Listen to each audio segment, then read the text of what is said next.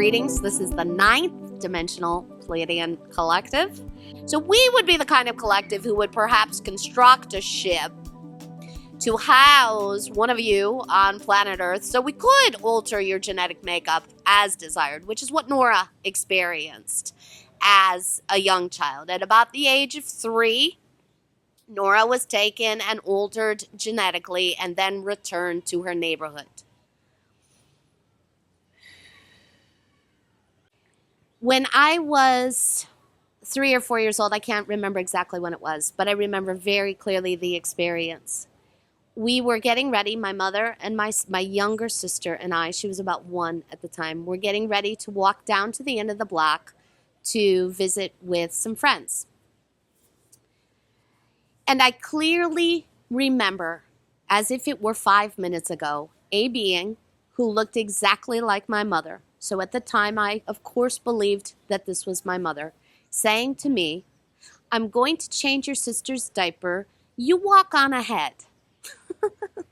Right. So 3, 4-year-old Nora did that. I walked out the front door of my house and then was missing for a period of time and was found, I'm not sure how long later. I have no memory of what occurred between the moment I walked out the front door and the moment I was found. I was found a couple houses down the block in the backyard. I was punished for that because my mother was terrified. I was incredibly angry at the time that I had been punished because my mother had told me, "You walk on ahead and we'll catch up." So when the Pleiadians began to talk about my genetic manipulation at that age, I realized, oh, that's what happened that day. That's exactly what occurred. I was taken, I was altered. So my perspective is that something was switched on, something perhaps was even added to my genetic makeup that makes it easier for me to remember my Pleiadian identity and also have telepathic communication with the Pleiadians. Just makes it easier for me than perhaps somebody else. It doesn't mean other people can't have as easy of a time. This just made it easier, especially for when I started channeling. When I began channeling back in 1996, we were in a much denser vibration here on planet Earth. It was much more difficult to channel back then. I used to have to take quite a bit of time to be able to raise my vibration enough to establish contact because I was working through so much density. We have altered collectively, humanity, our vibration at such an accelerated rate that establishing contact today is so much easier for everyone. So I think that's what that manipulation helped with as well. This is the 12th dimensional Pleiadian Collective. Again here, there are many different reasons for the quote-unquote abduction experience. There is the one Nora spoke about, and that was something she had contracted to experience. That's something we want to be clear about as well. This is not something that was done to 3-year-old Nora. Before the being that calls herself Nora incarnated, before that incarnation occurred, she scheduled that interaction because she knew that would help her in this lifetime be who it is she intended to be. So there's that kind of interaction, there's that genetic manipulation, and there's a lot of that occurs, much more than all of you have any idea about. The abduction phenomenon, and again we put that in quotation marks, is much more common than most of you realize. So there's that piece. But then there are many other beings and species abducting, experimenting, connecting with all of you, giving you experiences for a variety of reasons. Some, again, are to help awaken, help create awareness, and if you decide you want to awaken in this life to the truth that you have extraterrestrial genetic material or you have been extraterrestrial, well, what better way to wake up than be taken aboard a craft as a young person? That's really going to open your eyes. Now, you may not have memory of it in the next day. Most of you don't, in fact. But energetically, you have a memory of it. Emotionally, you feel different after that experience, and that sets you on a path of asking questions, looking in different directions, detaching perhaps from religious programming or the programming you receive in your schools that keep you dense, that keep you in that third dimensional mindset.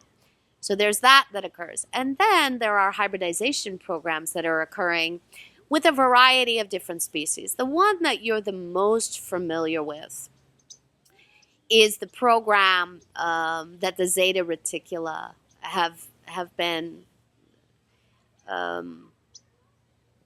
involved with for a very long time now, for hundreds of years. You often call the Zeta Reticula the Greys. That's the name that you will refer to them to on your planet, and that's because you see them as little gray beings with the big eyes. We'll talk about their journey for a bit. The Greys are the descendants of the Lyrans and the Fairy. The Lyran and the Fairy created a hybrid species together many, many millions of years ago that at some point fragmented itself into two different subspecies, one being full-fledged Fairy, the other being the Zeta Reticula. The Zeta Reticula were a group of beings who were very interested in developing their mental bodies and technology that could allow them to use their mental bodies to do many different things. So they switched off at some point emotionally. When they switched their emotional bodies off over the course of time, and this was a natural evolutionary process that occurred for them. So it's not like they collectively said, let's turn off our emotional bodies.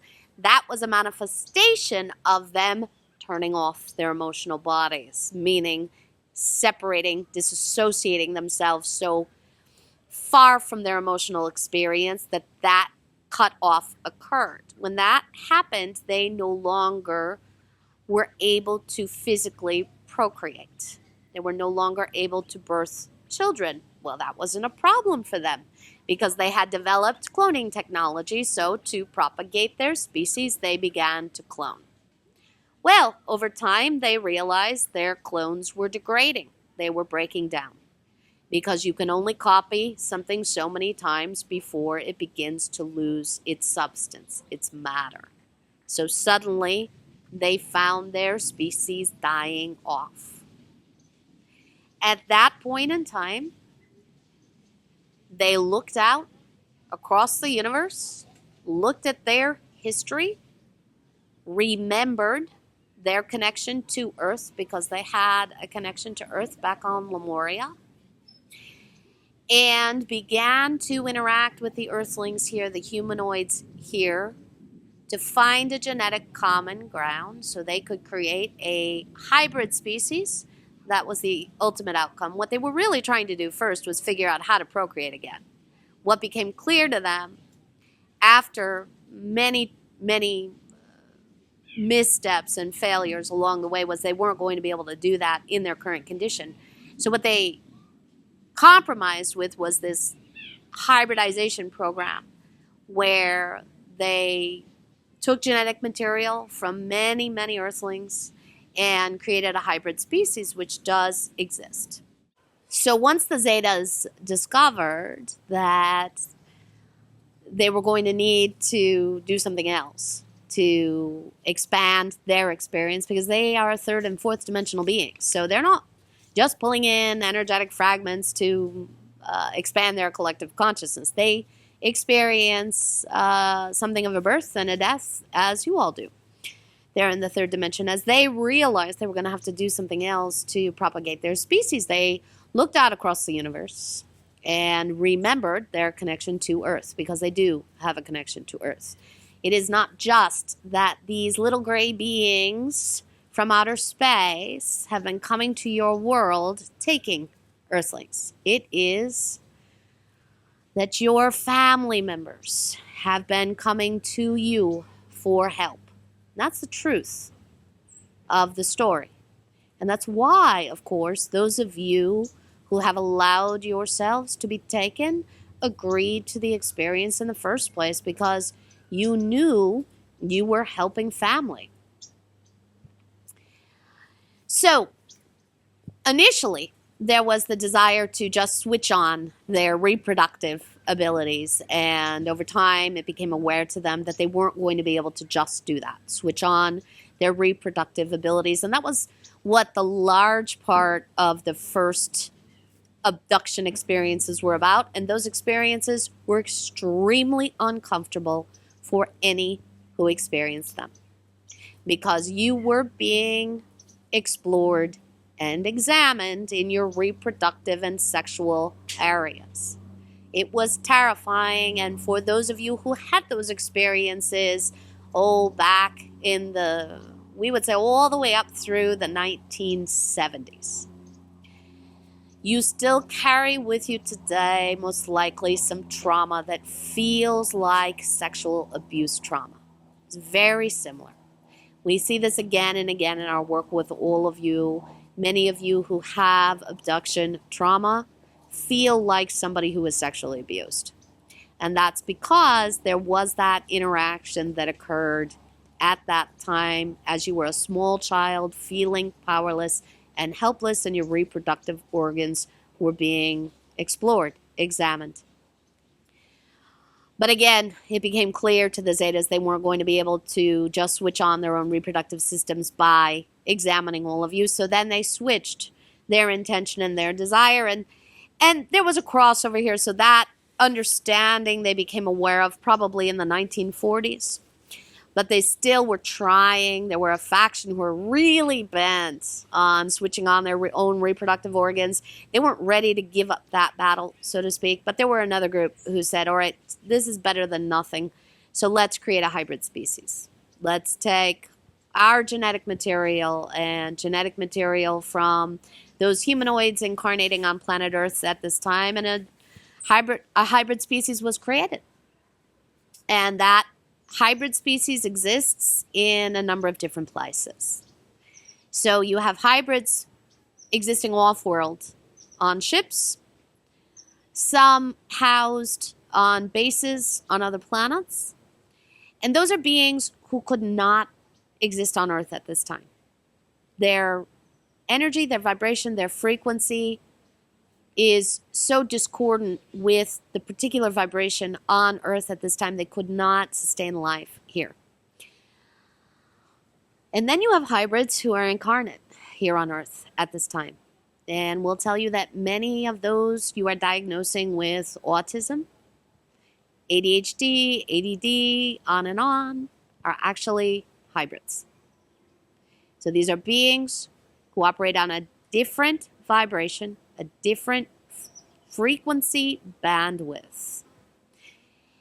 And it appears they are having a problematic time adjusting to the vibration on Earth. They're not supposed to adjust. Our recommendation is that you all adjust your vibration to theirs, because they are here to teach you all, these hybrids that you are diagnosing and medicating. Now, you're using that word autism as a huge umbrella term to describe many, many different issues on your planet. Not all who are being diagnosed with autism or Asperger's or other kinds of issues are Zeta, Earthling hybrids. Not all. We want to be clear about that. They have other things going on with them vibrationally, physically, mentally, emotionally, but many are. So we'd like you all to explore that a bit more, to expand your consciousness here in that direction, because these younger beings need your help. They need that level of recognition, but they can only help and facilitate if you allow yourselves to connect with them on their frequency bandwidth. They are very telepathic, all of these beings. And you see that in your autistic, especially the children now. They have speech issues, or a lot of them don't speak, and their telepathy is so advanced that they're picking up every thought you have, every judgment, every fear, and that tends to shut them down very quickly. And then they go into hiding. They feel unable to then even operate here because they have to work through all that judgment. So it all happens through agreement, but there are a number of steps that go along with that agreement. The first thing you've got to do if you want to have contact, and there are many different ways to have contact. So there's this level of contact, which is telepathic and energetic. But then there's physical contact. There is that actual being taken aboard a ship or having a being manifest itself in your space, transport themselves to your living space or somewhere near you. And then there's the UFO phenomenon, the establishing contact with ships, seeing ships. So the first thing you have to do to be able to establish contact is believe it is possible for you to have contact. You cannot go into that experience saying, I will only believe that extraterrestrials are real once I see one. It would be like saying to yourself, I will only believe that the grass is green because I see it's green. That's not why you believe the grass is green. You believe the grass is green because you have co-created a reality together and you decided to paint the grass green. Grass is really not green. You see it that way through your own lens. So you've got to believe, you've got to have that sense of certainty. It's okay to have a bit of doubt, all right? You can and you will. Many of you will have doubt. Even those of you who have contact still have doubt, still have questions. Because that's what the third dimensional mind is going to want to do. It's going to want to interject that kind of doubt. It's there to filter out these bigger kinds of experiences. So you tell yourself, yes, I believe. I have a belief. I have a sense that there is life out there in other forms, in other dimensions. And then you say, I desire to connect. Now, the next step you want to take is you want to then ask for the highest vibrational experience possible for you. Because that's really what you're looking for. We don't think a lot of you, or maybe any of you, really want to be picked up right now by a reptilian ship. Or a ship where a lower vibrational entity is running the show. So ask for the highest vibrational experience you are capable of at this time. More often than not, what you will then experience is either this level of contact, telepathic, or you will see things in the sky. If you think you see a ship, if you even have that thought, I think that's a ship, you have. Now, in the next second, you may look again and notice it no longer looks like a ship. Doesn't mean it wasn't a ship. The ETs out there are very good at disguising their presence, and they do it very quickly. If you think you see a ship, if you think you've had that experience, you have. Even if it then looks like a plane the next time you look at it. That's cover. That's their technology, their ability to do that. To have direct physical contact with perhaps like a Zeta Reticula or another being like that, you could certainly ask for that. And you may even experience that, but most likely you won't remember it at this point in time. The reason for that is because to have physical contact in that way is still too vibrationally jarring for most of you.